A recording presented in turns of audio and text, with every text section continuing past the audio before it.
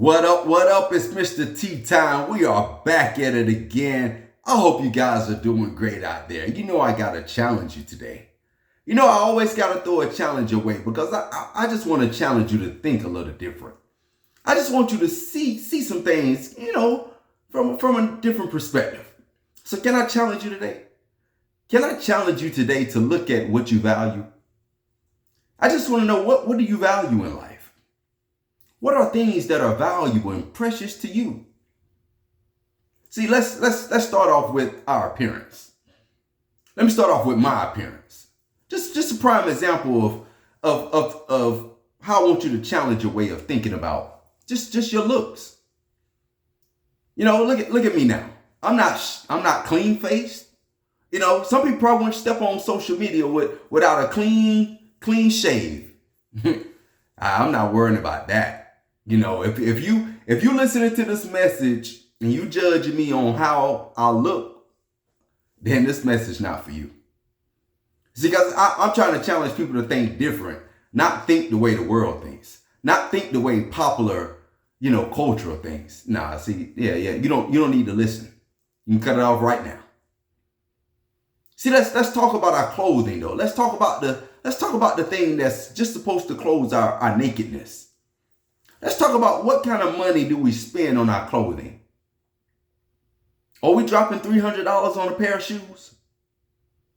Are we still buying expensive designer purses, expensive jewelry, $100 shirts, $100 pants? What do we really value? You don't have that much money in your savings account, but you'll drop a lot of money on your clothing. And let me ask you, who is it for? Is the clothing really for you to look nice and presentable? Or is it for other people to tell you that you look nice? Who are you doing it for? I just want to know why you're spending money on a lot of clothing. That's all. I just want you to think about that. See, the Bible tells us that a wise man leaves an inheritance for his kids. And even his kids. Generational wealth. If you're spending all the money on you, what are you doing about your kids? What kind of start are you trying to give them in life? If all the money is going towards clothing, trying to impress other people. I can say the same thing for the cars. Those of you who want to ride around, riding clean, pearling. I can say the same thing about the cars. Like, why do you need that Mercedes Benz? Why do you need that BMW? Why do you need the luxury cars when you don't have any money in your savings account? Why do you need it? Why you got to go out and buy a $50,000 car? Barely got $5,000 in your savings account or checking account, and you go out and get a $50,000 brand new car off the lot.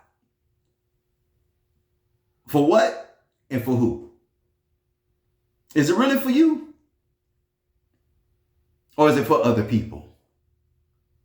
What is a car designed to do? It's designed to get us from where? Point A to point B. That's it. That's all the car is designed to do. You don't even get to observe the car in its beauty, the way that you want to. You don't even get to observe it that much. You spend more time driving the car on the inside of the car than you do looking at the outside of the car. But that's what you value. You spend more time in the job or at home or in some kind of venue than you do looking at that car. That car just sitting pretty in the parking lot and costing you about $600 a month. Yeah, that's what your treasure is. That's your treasure. The word says that where your treasure is, there your heart is also. That's where your heart at. Your heart into buying expensive clothes, your heart into buying, that nice vehicle. Your heart into buying that 3-story house that almost need an elevator. That's what you value. But I'm here to challenge you guys. We got to change those behaviors, guys. We got to change the way we look at things. We got to change what we value. You let what another human being has designed cause you to lose sleep, rest, cause you to work overtime, cause you to be stressed. Some of us have had strokes, mild heart attacks, because of the pressure of trying to pay bills due to bad choices and decisions we make with our money. And we wonder why we're struggling. We wonder why the car is close to getting repossessed. We wonder why the house is close to being foreclosed. Because we haven't always made the right choices and decisions with our money. So I just challenge you guys, man, just please, let's look at what we value.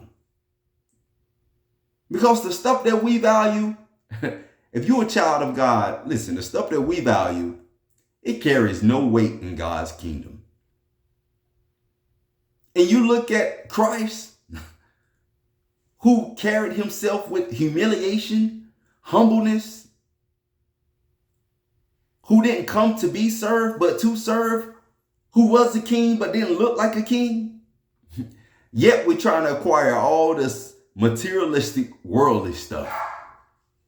Something that somebody else has placed value on. That's what we're doing. Something that somebody else has sold us. An idea that somebody sold us.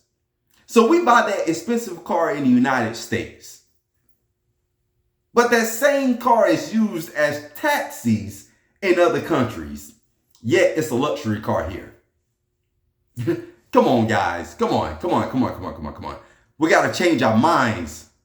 We got to change our mindset. We got to become unconditioned. We've been so conditioned. Now we got to uncondition our minds. We got to undo what we've learned. We have to unlearn what we've learned over these years. What we've become subject to. See, I just want to challenge you guys just to think a little different, because me right now, man, I'm just so tired of people struggling financially. I'm tired of seeing people worrying about what somebody else think of them. Listen, guys, at this point in my life, I'm almost 40 years old. I don't have time to be worried about what somebody else think, how somebody else view me. I don't have time to be worrying about that.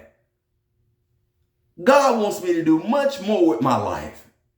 And trying to lead people to Christ, and trying to encourage people, and trying to love people. How am I supposed to do all those things if all I'm worried about is chasing a dollar and chasing treasures, earthly treasures?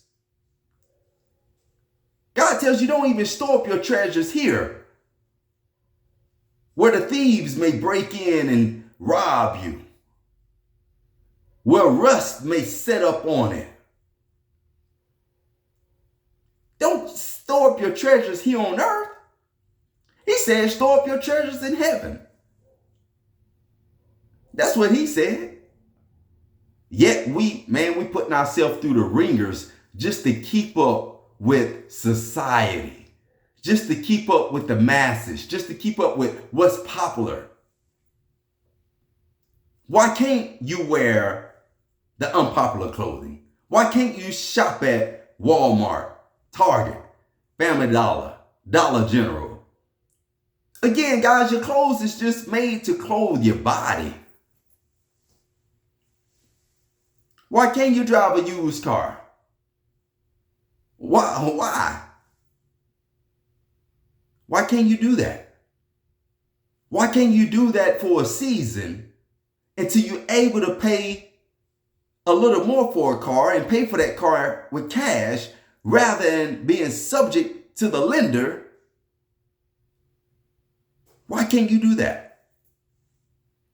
Guys, we got to stop worrying about how other people view us, how other people are judging us based upon our appearance or the things that we have. Listen, I just want to challenge you guys, I just want to challenge you guys to think about how you're spending your money. I want to challenge you guys about how you view yourself. Because you see, I get on here, I'm not clean cut. I'm not shaved all the time. That's because I'm not worrying about that. It matters more to me than put out a message that's going to influence and encourage people than to be worrying about my looks. Because if I worried about my looks and try to tidy up all the time, then I won't have time to get on here and try to encourage people. So what's more important?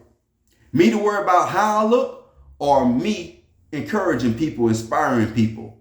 Which one carries more weight? See, whatever you value, that's what runs your life. And I want to let you guys know it's time to take back your life and change the way that you value things. Let's change it up, people. Let's change it up. Let's be different. Let's be comfortable in our own skin, in our own lane. Let's be comfortable just being us. Let's be comfortable with having less than what somebody else has. I'm not saying that God won't bless you with material things. I'm not saying he won't allow you to get those things. Create the means for you to buy those things, because it's up to you. You make the choice to go after them. You make the choice to buy them. Not too many people just giving you a car. Not too many people giving you a house. Those are things that you actually acquire through work. Unless it's passed down due to somebody's death or an inheritance, or, unless your family just got it going on like that. But most of us, we don't have that. Most of us got to work for these things. It's not that God is just blessing you. Yes, he's giving you the opportunity, but at the end of the day, it's you choosing. You choosing these material things. But God says, be wise. God says, a fool and money shall depart. So you wonder why you're struggling? Because you're not maintaining the money that he's allowed you to receive. You're not making the best use of it. You're not maximizing your income. That's why we're struggling financially. And that's why we're breaking our neck, overworking ourselves, because we're not valuing the things of God. We're trying to value somebody else's opinions of us and how we look in other people's eyes. So guys, I just want to challenge you, man. I hope you guys hearing me. I hope you guys will allow yourselves just to be you, to be great at being you. I hope you guys become wise with your money, your finances. And I hope you guys just learn to value the things of God, the things that really carry weight, saving souls, loving your neighbors, your brothers, your sisters, your spouse. That's what this life is about. God says if a man gain the whole world and lose his soul, what value is that?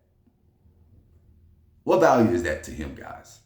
If he gained the whole world, all this materialistic stuff, all the treasures that somebody else has put a value on, if he gained all that and lose his soul, how valuable really were those things? That's my word for today, folks. I love you guys. Peace. Be blessed.